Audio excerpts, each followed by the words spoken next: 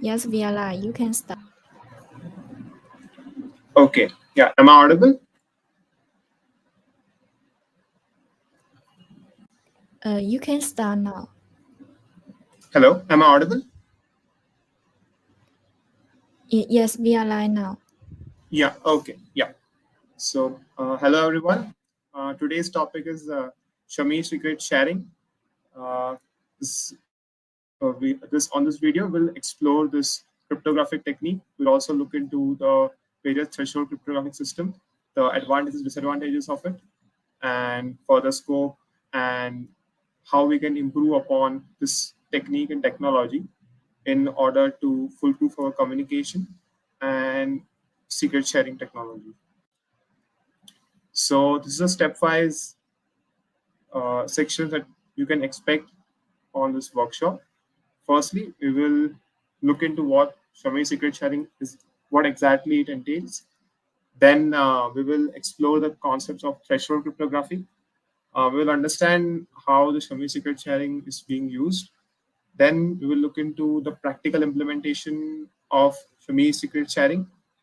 Also look into a simple code file where we are trying to send a secret, um, use a specific polynomial interpolation technique, and then reconstruct the secret based on the threshold number of shares.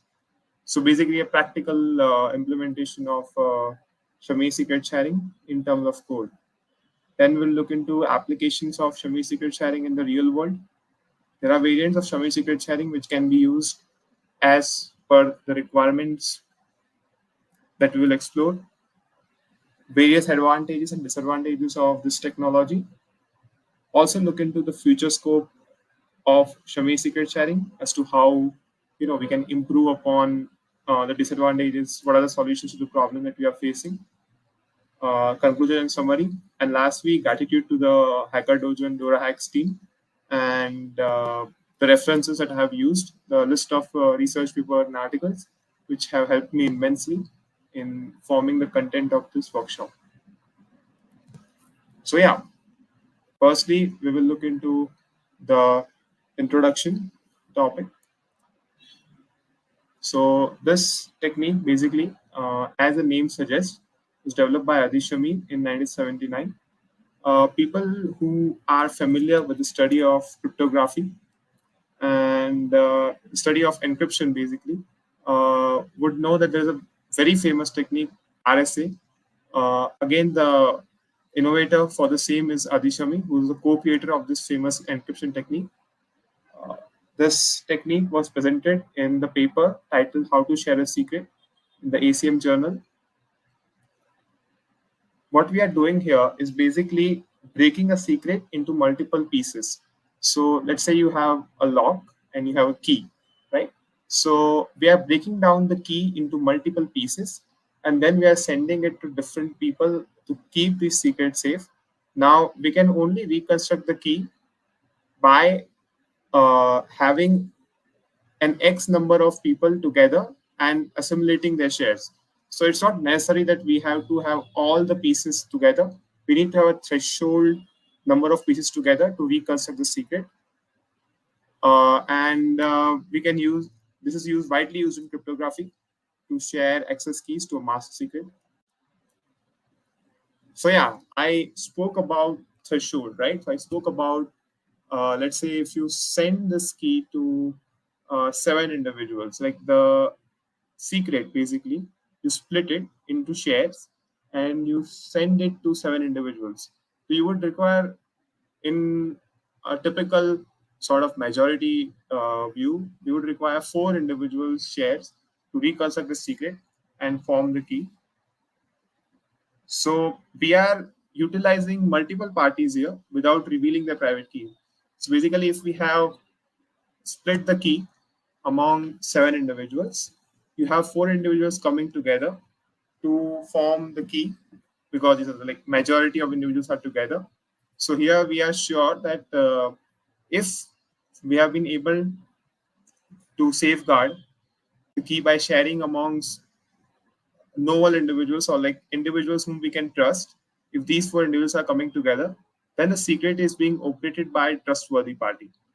or us, that we have sent the secret and now we are retrieving that secret through a threshold number of individuals. It is based on the concept of secret sharing. So we are dividing a secret into multiple shares, and a threshold number of shares, as I already mentioned, are required to reconstruct the secret. Now, there are various scenarios where we basically want to safeguard the secret by splitting it among different individuals. And in these scenarios where multiple parties are involved and they need to collaborate to reveal a secret or perform a cryptographic operation, we can use this technique, as none of the single individual among the parties involved have the full access, but once they come together, they can access the secret. Now, this basically, as you can see, just by the description of the technique, you can understand that as compared to traditional cryptographic schemes, you don't have a single point of failure. You have enhanced. Sorry, I would like to apologize on that. We don't have a single point of failure after splitting, so you have to reconstruct the key in terms of sharing the secret. But while we are sending the secret, right, when we have the keys formed, and before sending the secret, their manipulation can occur. So we'll discuss that about disadvantages of the technique. So now let's understand Shamir's secret sharing in a little bit detail, or the technicalities of it, how polynomial interpolation and geometries come into play. So the Shamir secret sharing follows a K-n threshold scheme, where if you know less than K parts, it makes it impossible to reconstruct the secret. So basically, I give an example of 7 parts, and if you know 4 individuals with the parts of secret, you can reconstruct the whole secret. Now, this ensures security and confidentiality, but if you know less than 4, let's say if you know 3 individuals with parts of secret, you cannot reconstruct the whole secret. So threshold is 4. You have to cross that. You can have 5, 6, 7 individuals and you would be okay with it. You can also have 4 individuals and you will be okay with it to reconstruct the secret. But if you have less than 4 or 3 to 1, it doesn't matter. It's like you don't have the secret or you have the secret. And for that, you need to cross the threshold. So basically, it's based on the concept of polynomial and finite geometries. So as you can see in the graph, here we are dealing with number of thresholds that we know and how can we reveal the secret in terms of if we have more number of access to nodes or the parties involved, we can reveal the secret. Also, the concept of Lagrange polynomial interpolation would come into picture. We'll discuss about that in the upcoming slides. So how we're doing this is that we are breaking the secret into multiple shares, and then you're using polynomial interpolation. So this can be extended to multi-party computation. A technique can be used in secret sharing in cryptography and also in the cryptocurrency world in different wallets. And so we are using the algebraic computations on shared secrets to reconstruct our original secret. What is the threshold? Threshold is the minimum number of shares required to reconstruct the secret. This can be like you have 4, after 4, 5, 6, 7, you can reconstruct the secret. Anything less than 4, in case of 7 shares being distributed, you won't have the secret. When we talked about polynomial interpolation, so ideally we have the secret, we break it down into a number of shares, and we send the shares to different parties. Now you have a polynomial of degree t minus 1, which is used to divide the secret into n shares. Any t shares can be used to reconstruct the polynomial. So let's say there are 7 a, b, c, d, e, f, g, 7 points. We are saying that 7 shares have been redistributed. You can have c, d, e, f. You can have a, b, c, d. Any points which are meeting the threshold of 4, you can have that. You can reconstruct the secret, but you cannot have a, b, c, or d, e, f, or f, g. Right. So in that case, you would have less number of shares as compared to threshold, and you won't be able to reveal the whole secret. So a quorum of the group. Right? They have to act together. A threshold number of shares, they have to act together to access the secret. So we talked about polynomial interpolation a lot. So here is how this on a basic graph we can understand it. Okay, fine. Here is the secret. We're sending it to a number of shares, right? Here, what's necessary to be known is that let's consider 3 as a threshold. So with the 3 threshold, we can reconstruct the secret here, right? So even if you have like let's say 5 shares, and if you have 3 among them, you can be able to reconstruct the secret. Topic about Lagrange's polynomial is that it's the lowest degree polynomial to generate interpolation between the data. So basically, it's like when you talk about the lowest degree, like threshold is the lowest number of points or parties required to reconstruct a secret, right? So that's why it can be used to represent this technique. Now we are moving forward to the implementation of the Shamir secret sharing scheme. So I would go forward and show you a basic code of how we are on a base of code in Python, how we can implement Shamir secret sharing.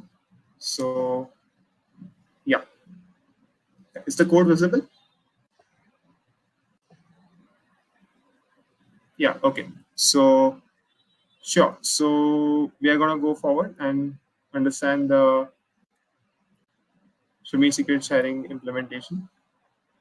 So basically, you have 4 different methods here. You have a reconstruction of shares, polynomial, coefficients, and generation of shares. So what we are doing here is we are generating shares of the secret. We are assigning random coefficients, and then we are generating a polynomial to transport the secret. Right? And so this method basically reconstructs the secrets from the shares. Now let's run this program.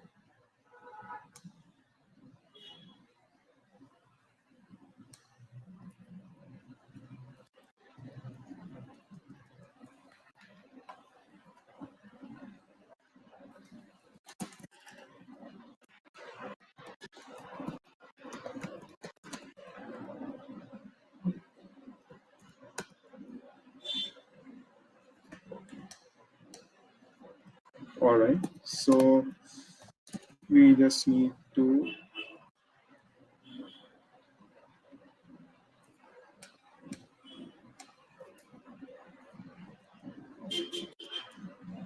fine. So here, let's say if I've given a secret of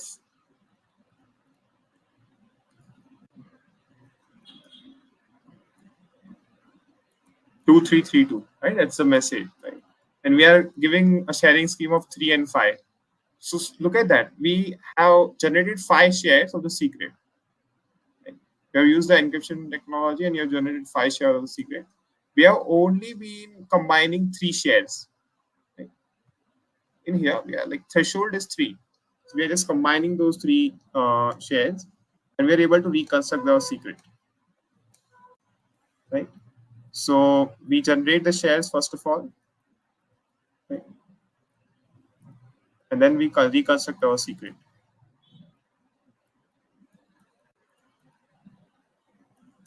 And so you can have like any number, I mean, basically, you know, it's a 3214. And right, so you can look at that, like how the shares are being combined, how the shares are being transmitted, and we are able to reconstruct the secret with basically the threshold number, which is like 3. So 3 shares, we can reconstruct the secret. Right.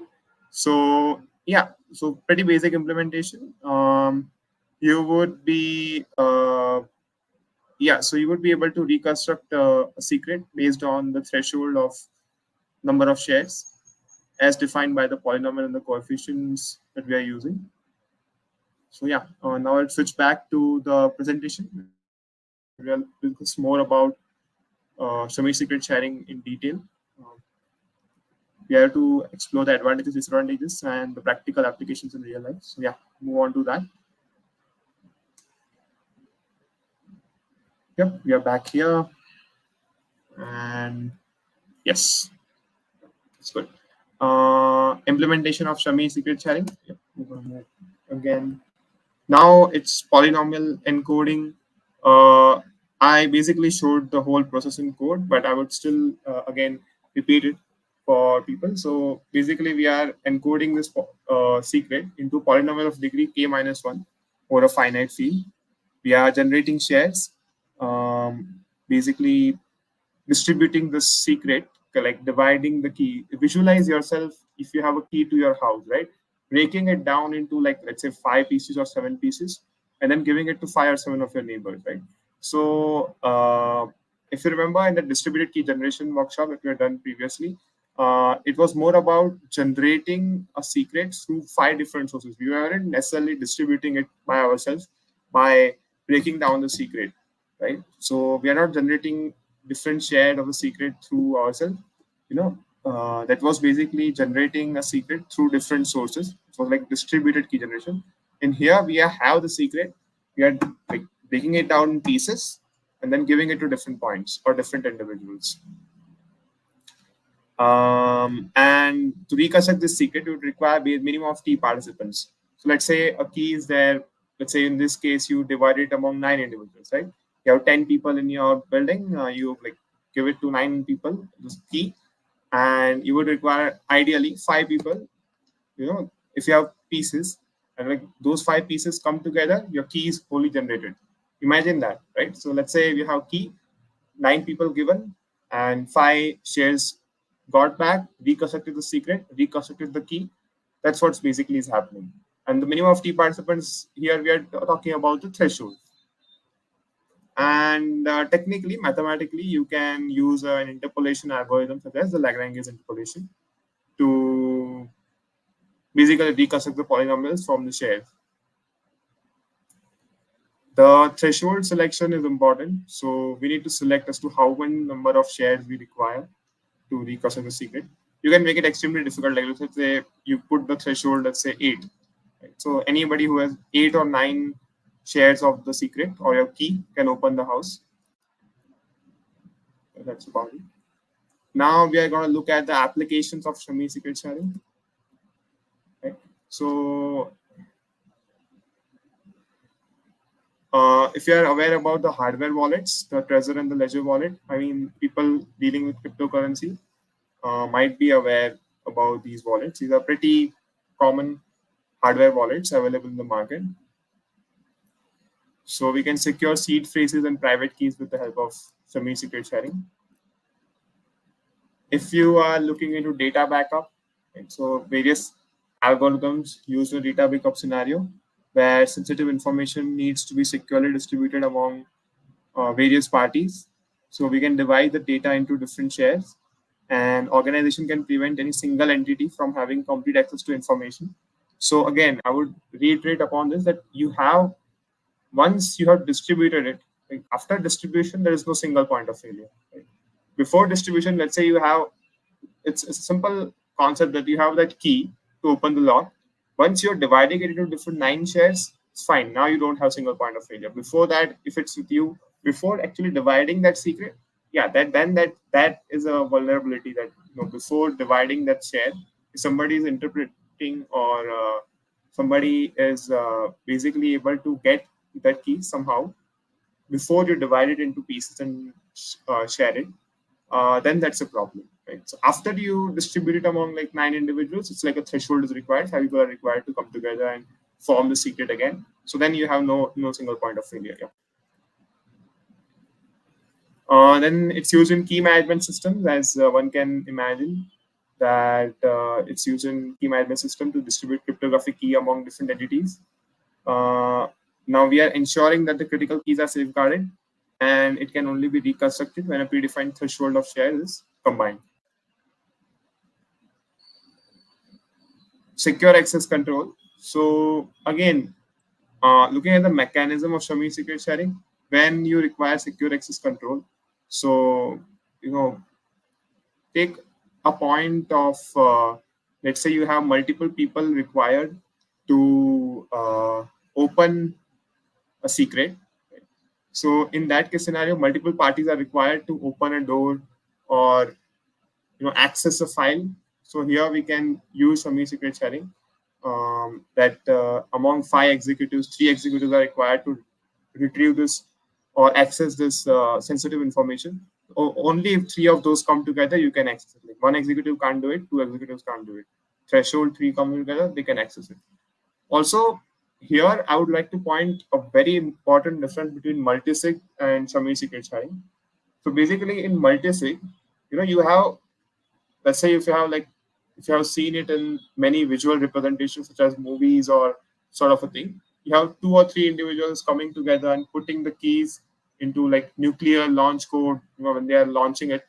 That is multisig, right? That is like 2 individuals with 2 different keys. Once they come together, or 3 individuals coming together and they push the keys at the same time, and then when the keys are unlocked, when the secret is unlocked, basically when you are putting the keys together and turning it in a direction which opens the access codes, that is multisig basically. So that is 2 or 3 individuals have keys of their own. Those keys basically come together, right? And then it opens the secret. In Shamir secret sharing, it's like you have a key, you divide that key, you have shares of that key, right? You have shares of that secret divided among different individuals. And once they come together, a threshold number of individuals, not necessarily all, threshold or anything above that, it can be all, but it's not necessarily all individuals. So then you have reconstruct that single key. It's not multiple keys. The single key is regenerated, right? So just a quick point to put into picture about multisig versus Shamir secret sharing. So yeah, basically imagine this, that you have a simple algorithm that I have described, Shamir secret sharing, and you are having different kinds of variants of Shamir secret sharing, right? So it can be used in different scenarios, different kinds of secrets. We are going to look into a few of those. Visual secret sharing, variant of 2 out of 2 secret sharing. So you can see in the picture as well, interpolation, I think interpolation here, basically graphical interpolation can be used very effectively, and how we are regenerating secret based on first secret image, second secret image. Is a very user-friendly way of sharing secrets. And yeah, I mean, if you look at this, the first share image, second share image, when you combine both of those, you have this complete secret or stacked image, as you might say, right? Now you can basically implement a twist to it. Let's say once you get the first share image, you have to be rotated 90-degree clockwise, and then you combine it with second share image, right? So in that case, the stacked image would look something like this. So here we have implemented some sort of added security, like if the communication between the 2 parties is that first you get the first share image, rotate it by 90 degrees, and then put it on the second share image, you will get the secret. Yeah, I think that's something that we can do. Now looking at the binary secret sharing, and again, exclusive OR operation is the only operation required, which uses binary strings for shares. So this basically eliminates the need for modular operations. And the thing about modular operations is that they are computationally expensive in certain scenarios, or they might be difficult to implement. So if a very simple basic secret sharing technique we want to use, and we have to use only one operation, exclusive OR, then we can implement binary secret sharing. Now this is a RAM secret sharing. So basically, you have different level of access based on number of shares held. So it's not like you cross T and you get the whole access. So you can balance security and efficiency. Right? So once you have access to, let's say, 4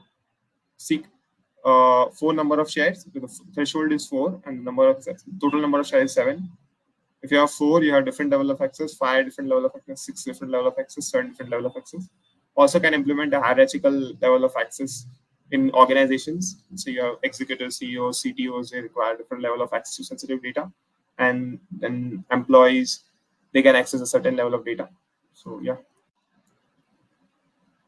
Any technology, whether it be new or something that's being developed, we will have advantages and disadvantages. You have bullock carts, and there are advantages and disadvantages, and you have cars, and then we will keep moving forward into the transportation technology of hyperloop and everything. But yeah, so in Shamir secret sharing also there are certain advantages, certain disadvantages. So look into it. Here, what are the advantages first of all? So the private key remains secure even if some shares are compromised, right? So you have 7-4 scheme, 2 shares are compromised, not a problem.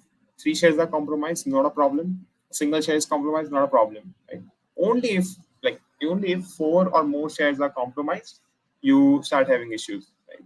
So any such thing like physical theft, hacking attempts, or unauthorized access to individual shares, we are quite okay with it until and unless we reach the threshold. And it also provides more security. Right? Hardware wallets as discussed, which use SSS, they provide more redundancy and resilience, and this eliminates the risk of permanent loss of funds. We are simplifying the recovery process for hardware wallets. So instead of relying solely on single recovery phase, let's say if a password or something, the user can rely on distribution of shares, flexible and secure recovery process,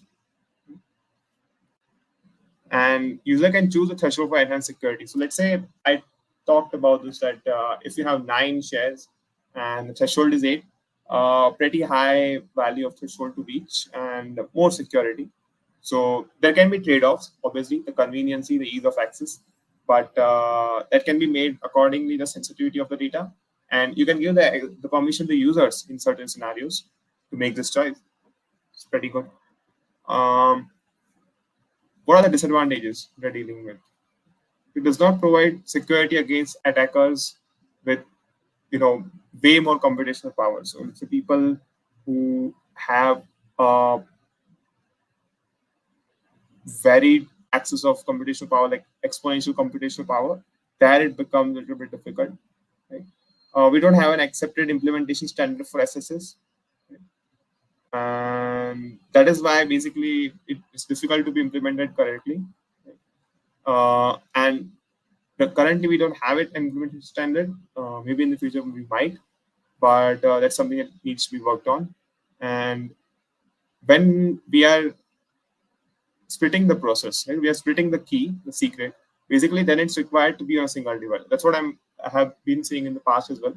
That before splitting the shares, it needs to be on a single device. It was not the case with DKG or distributed key generation. So it makes it vulnerable to on these points, basically, that once before reconstruction and after reconstruction, or before splitting and after reconstruction, to be more precise, that single point can be compromised, and that can be the downfall of this system. Now we saw the disadvantages. Basically, we saw what can go wrong with Shamir secret sharing. So what is the future scope of this? Right? We can introduce flexibility in issuing new shares, right? So basically, if we already have like 9 shares of this current secret, if we can basically implement a method where we can have more shares of it, right? That would make it more robust. We discussed about the computational power. So if let's say if you are in the real time able to spot something like people with exponential computational power are coming after a secret, if we have the flexibility of issuing new shares, we can at least make it difficult for them to access the secret for some time. We can buy us some time. And even if we have flexibility in issuing more and more shares, then we can even prevent it if the computational power practically would be limited to some extent, and we know that we can issue more shares. we can extend this to include verifiable properties, right?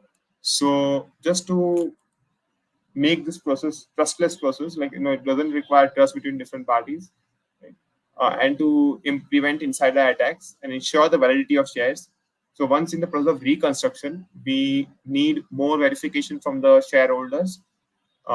Then we can extend it to include verifiable properties. And it can also be used in threshold multi-signature protocols. So I talked about multi-sign before. Multi-signature is like multiple people having keys which need to be brought together in order to access a secret, right? Not a single key or a secret being distributed with shares, but 2 or 3 people having key 1, key 2, key 3, and those key 1, key 2, key 3 different keys need to be plugged into the system to access the secret. When I'm talking about splitting a secret or splitting a key, we are talking about splitting the mechanism to access, right? Anything. It can be a communication system, it can be a cryptographic secret, but that's a medium to access. And if we are able to split it among different individuals, that's Shamir secret sharing. If we have multiple keys in hands of multiple individuals, and those keys need to come together, not to reconstruct a single key, but to access the secret, that is multi-sign. So this will allow for secure and trustless process where shareholders distrust each other or the dealer. So SSS can be used in such multi-sign protocols such as Frost. This will again help us prevent single points of failure. Right? When you're talking about single point of failure, the before splitting and after reconstruction points. And so we'll move quickly towards the conclusion and summary section. Right. Yeah. So basically, we discussed about how Shamir secret sharing is used in the world of cryptography. We're dealing with multiple parties. We are ensuring that the original secret remains secure, even if some shares are compromised. As long as the threshold number of shares are not accessed or malfunctioned or maliciously interpreted, we are safe. It has various applications, including cryptographic keys, protecting sensitive information, and enabling distributed systems to protect crucial data. Some variants that we discussed: PSS, DSS, and HSS, along with RSS. SSS has some limitations because of lack of perfect security, potential single points of failure, and implementation complexity. Here, just some certain thing that HSS is not necessarily a variant. It can be implemented in such a way that it's a variant of SSS, but SSS can be implemented in a whole different way. So that's about that. And future research and development, we are addressing the issues of perfect security and potential single points of failure.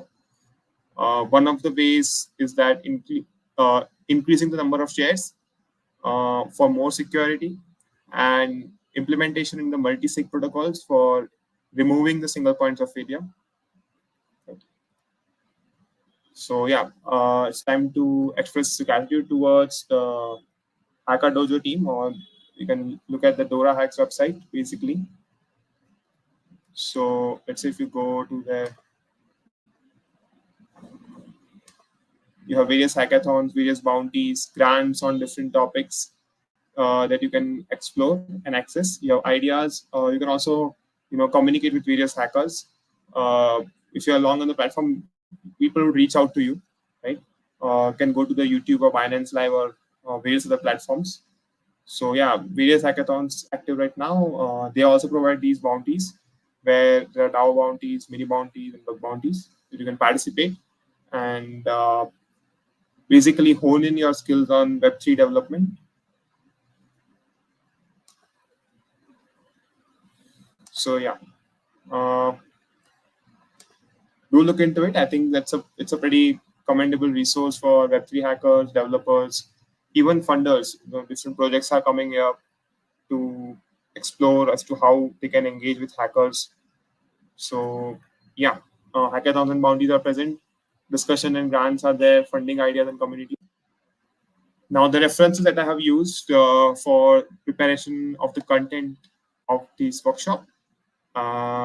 Yeah, just there are various research papers came in handy. So thankful to the authors of all these research papers. Like to thank for giving your time. You can reach out to me on this email or LinkedIn or Twitter. So yeah, thank you. That concludes the workshop.